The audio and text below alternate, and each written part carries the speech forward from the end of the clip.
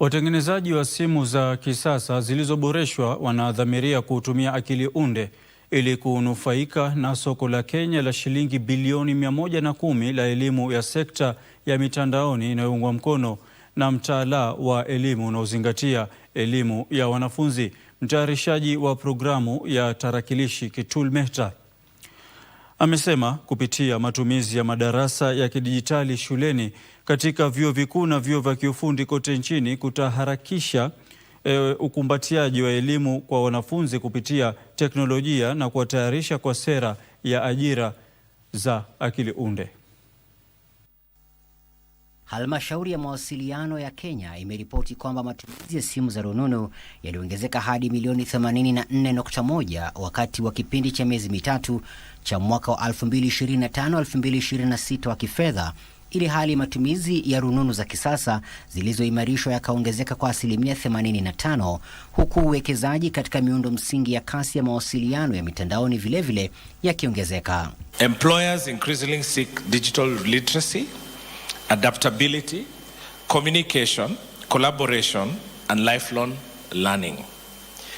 Education must therefore prepare learners not only for examinations, but for a world that is changing faster than any generation has experienced. Watengenezaji wa rununu za kisasa zilizoimarishwa sasa wameanza kuweka programu za akili unde kwenye rununu zao ili kurahisisha utoaji mafunzo kupitia akili unde, kuimarisha huduma na ushirikishi wa kimafunzo kwenye rununu zao.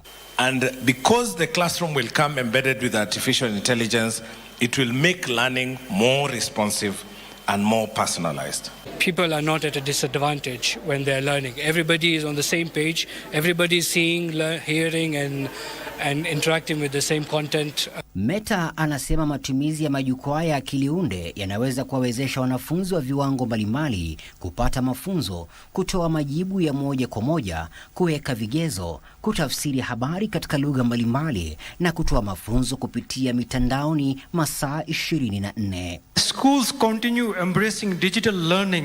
The conversation we want to have about ensuring technology improves teaching, empower learners, and enable institutions to deliver quality education at scale. Wataalamu wamepongeza kujumuishwa kwa akili unde katika madarasa ya dijitali, wakitaja hatua hii kuwa muhimu katika kushughulikia tatizo la uhaba wa walimu, msongamano wa wanafunzi madarasani na kusawazisha tofauti iliyopo ya vifaa vya dijitali.